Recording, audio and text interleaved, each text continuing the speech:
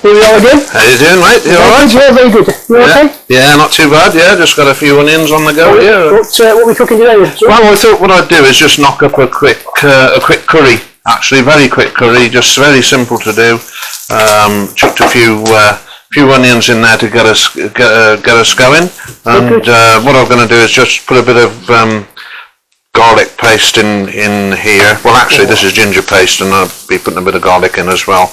But would you like to do a little bit of intro on sort of talking about our charity thing, actually? Yeah. Welcome back to Crimekitchen. Just want to say to people, we love to come out to people's houses or wherever your venues. We all cook. We can cook a pan up to 30, 35 people. Got some big old pans there. We love to do it. We'll come free of charge. Free of charge. All we ask is you make a donation to one of our charities, and you're entitled to ask us all questions about our lives, around crime, and Dave's life around road construction around the world. It's up to you. You can ask us whatever you want, and we're there to do it. You'll be obviously on our YouTube video, but that's the only thing they do, really. But yeah, so let us know. We have got a win list. We've got a few people who want us to go around, and but we're happy to come and do it, and take it from there. Brilliant. Yeah. I'm just going to chuck. So we've got some onions in now. Put a bit of garlic paste, a bit of ginger paste in there. I'm going to just chuck some fresh tomatoes in. Just chuck them into the pan and get them going there. So what would you like to talk about today, right? What do you reckon? Well, one thing that's always schooled me a little bit, and I don't know much about it and things like that, but is drugs. And there we are in this in the UK in particular on drugs. And I'm just interested to know your view on it, actually, and see from a police perspective, but also from a right now you're retired from the force. You know, you would have had to chose the party line in the force, but now you've got you can perhaps talk about your views a bit more clearly. Yeah, I think it's a good point. A good question, Dave. Good question. I mean, we've known for a long time, and you know, we've both got the same. We're very anti-drugs. I'm very anti-drugs, and what I've definitely seen close up the death and destruction it causes. And you read about it all the time. And my views have they changed? I don't know. I mentioned. I'll tell you something not controversial, but that even years ago I used to mention. And just as an example, I personally and my officers went to the amount of drugs deaths, overdoses involved, and it's a very sad, lonely place for somebody to die in horrible circumstances, or overdosed, or reacted to the drugs in some respect, and that's somebody's loved one, somebody's son, daughter, of all ages, and I'll talk about that. Drugs goes across all classes. People have got this preconceived idea that it's a certain class of person becomes an addict. Well, that's not true. So I've seen a lot of death and destruction. What I've also seen is the association, the cost for drugs enforcement, drugs education, drugs rehabilitation. And sorry for interruption. I'm just going to put a little bit of my special mix in there. This is basically a combined mixture of various herbs and spices and things like that goes in there. No particular recipe. It's get a dollop of this, a dollop of that. Put it in, mix it up. Each one tastes different every time I do it. So there's nothing particularly special around it, but we seem to like it. So that's a good idea. Do you want me to eat down the floor? There you go. Yeah, probably actually would help if because this is your cooking facility. It would help if we just turned it down a little bit. Keep it going. What we're going to do to go out. Yeah, we've got a bit of wind here today and a bit of draft blowing some of the gas, but I think we've got it covered off. Oh, my back. Yeah. So all those elements. So the death and destruction it causes to families, but the associated crime, the person who's addicted to drugs, would go out committing crime to pay for that addiction. That could be anything from shoplifting to prostitution, anything. It's a very addicts don't start out taking drugs to be addicted, and So drugs enforcement, and I, been part of lots of drugs operations and drug supply operations, but the money, to say it's multi-billion would probably be an understatement, wouldn't it? All across the world. There's tons of the stuff coming in every day. So what can we do to be really radical and change things? The chicken going in there, by the way. There is a serious consideration to, I don't say legalise drugs, but decriminalise drugs, so it can be controlled more. I know there's been experiments with it, but I think it's got to be radical. I think we've got to really try and change things and basically take all the money out of it, but and assist people in that process. So I don't say, go and get a load of heroin and supply it to everybody. It's far from that. It's a lot deeper than that. But I think we need to take out this stigma. We need to control it. We need to prevent people from all walks of life having to commit crime, which affects other people's lives. You have your ace burgled. It's a really personal thing, and if that person's burgled your ace because they want money for drugs, it's a really ripple effect. So we've really got to come up with some better ideas now about drugs, because there's an awful lot of people making an awful lot of money out of drugs, So when you say decriminalise it, how does that? What do you mean in reality? Well, you don't prosecute people for possessing drugs. Okay. In all fairness, I think some of the less and less prosecutions around minor possession sort of charges these days, considering what they used to be years ago. And there is some sort of recognition of people. Here's an example. I've arrested, dealt with professional people for drugs, for possession of drugs, and barristers, doctors for supplying it. It goes across the board. Old, young, and it has a massive effect on people. We've really got to think out of the box now, I think, in relation to drugs and those massive crime. What would you say to the general public that's somebody who's had their loved ones die through drugs and things like that, and then like what you're suggesting is there that we decriminalise it. We're not going to arrest anybody that is in possession of drugs and things like that. I can just imagine that there's going to be an awful lot more drugs on the street. Certainly in the short term, because it's getting on top of that. That decriminalisation. A massive change. I didn't say it'd be able to do overnight. It's a generation thing. So, but these people are taking drugs. They haven't got a clue. Would you mind just getting me a non-alcoholic lager at the fridge, please? Not to drink. It's just part of the recipe. We're so blimey. I should have got it out. Should have got one out earlier, but. It is a big change, but I think it's a subject. It's a topic that's worth changing because it's just going around in circles. Yeah.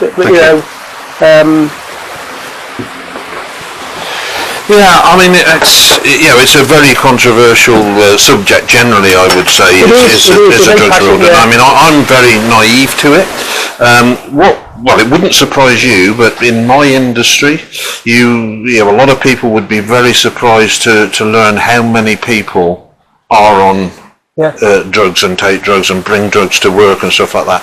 Now there are lots of stringent rules and regulations, testing regimes, random testing that we do, in the offices, out in the field, and we catch people, I would say, on a daily basis, just through random.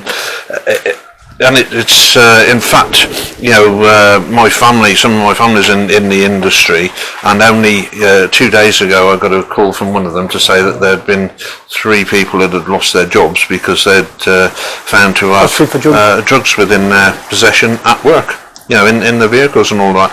Now some of them are operatives that are working out on a live network with live traffic, and so there's been a big push in my industry to try and stamp that out. They really are. But it's highly dangerous, isn't it? It's exceptionally dangerous for themselves, their colleagues.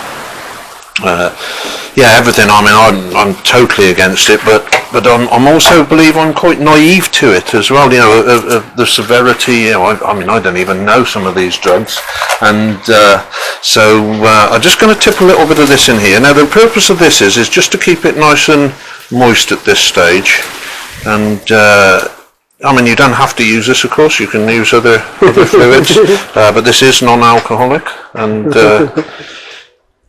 we'll just let that run around in there. It all helps add to the flavour of these things. Looks good. Nice colours.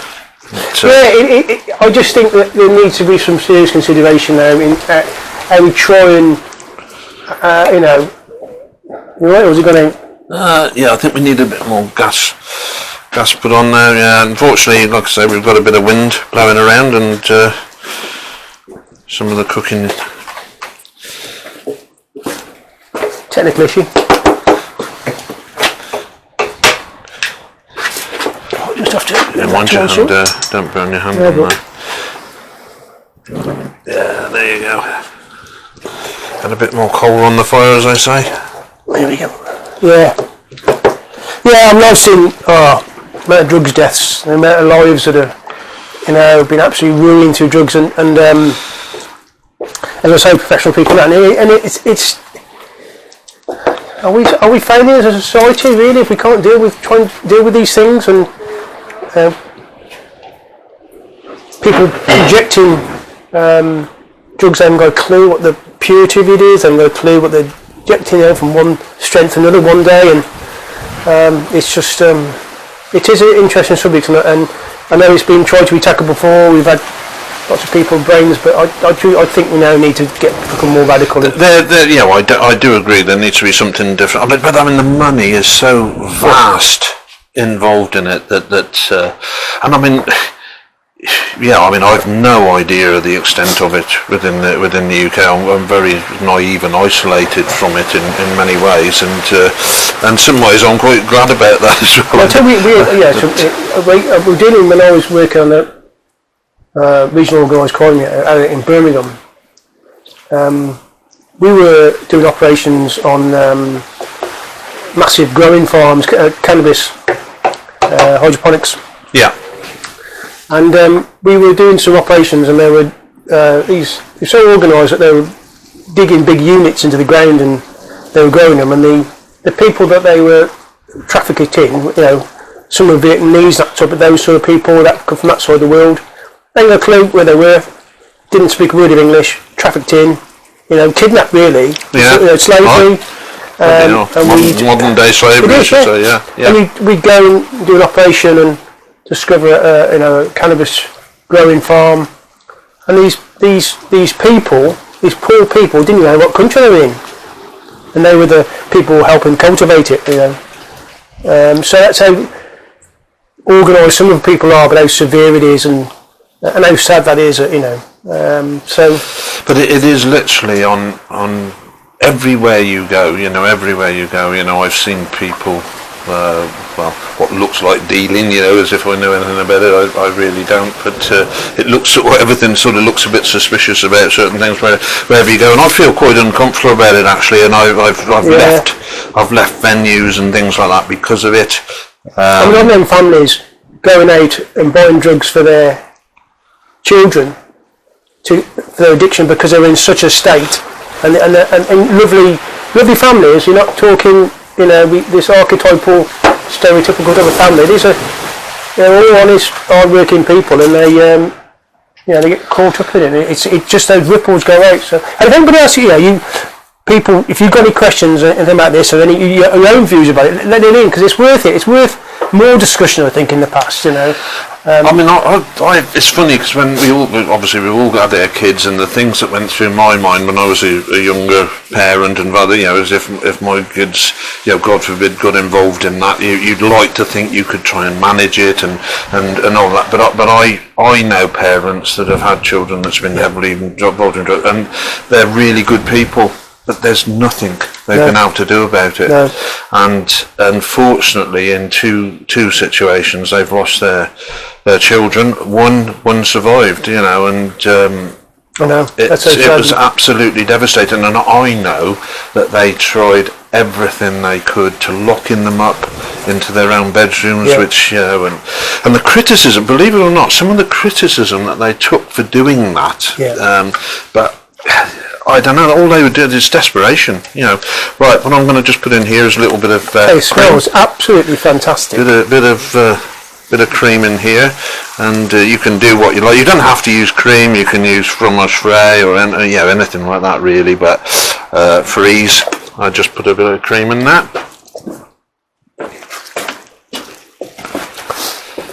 Now this is a very quick and simple recipe that, you know, obviously anybody can do because I'm doing it. But but equally, you know, it's not hot. It's not overly spicy. It just gives a few little flavours and that to it, and it's most people can eat it quite well.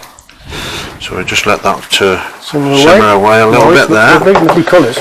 And then again. We have still got the heat on the go, so we're good.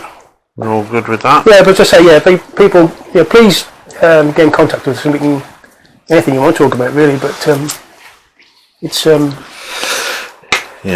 old drug scene. I mean, like I say, I mean, there'll be some people watching this who are into it, and you know, good luck to them if that's what they want to do. But it's not for me, and I'd like to.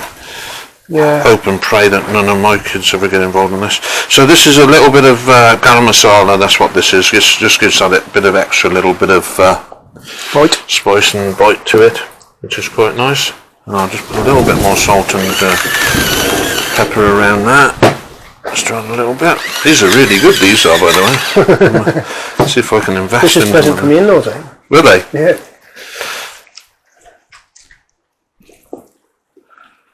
Yeah, it's just coming round to an end here, but I mean, for yourself, you know, when you were in the force and your colleagues having to turn up to a scene, for want of a better word, when then there's been a death and it's all to do with drugs of all sorts of description. It's got to be heartbreaking, to be honest. Absolutely. Yeah, and I think probably family and friends of people who they know that they're their sons, daughters, relations, whatever it may be, addiction, they're always probably half expecting, you know, if they're really severe addicts. I mean, people. But when you do, when you tell mums and dads and that their sons and daughters or relations of, death messages, tell them to die, they actually say, I'm not surprised. You know, they probably lived it. That's the sad part, and. It is sad. I mean, it'd be interesting to know your views of decriminalising drugs, and be interesting to get some feedback actually, and we'll get some people in, over a period of time, and gauge people's views on it, and I mean, on the face of it, it doesn't sound right. No, I know it doesn't sound right. But equally, I do accept the fact that something different needs to happen. I mean, certain countries have tried experiments. I think Switzerland did, where they can go and get your drugs and take your drugs in a safe place, and be watched and monitored. The purity of the drug, they know what it is. They got some aftercare for people and things like that. So, it's taken that criminality out because there's a lot of violence, a lot of money. The end product, the people who are taking the actual becoming addicts, that process of that producing that drugs. You hear about South America and all those countries. I mean, and they have the drugs gangs are having machine guns and massive firearms incidents with police. It's just unbelievable. But it is. Well. I think that's a subject that's going to rumble on for some time, and I think we're just coming to the end of the cooking process of that curry. So I think we try a bit. We try a little bit before we go off air, as it were. Just dip your spoon in there and see what it's like. and then you can probably just turn it down a little bit. Okay. Yeah.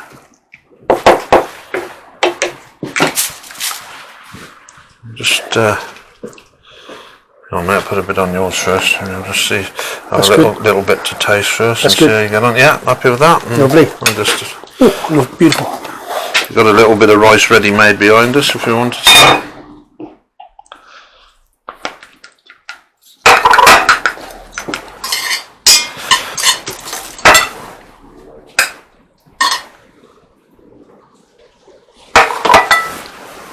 Cheers. Thank you.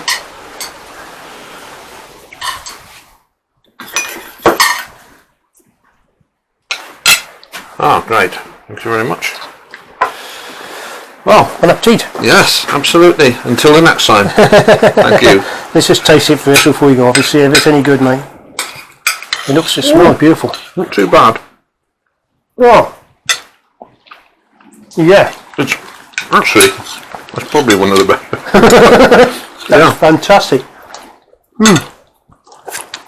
Well, till next time, people. Remember, ask us if you want us to come round, we'll do it. It's absolutely fantastic. Lovely.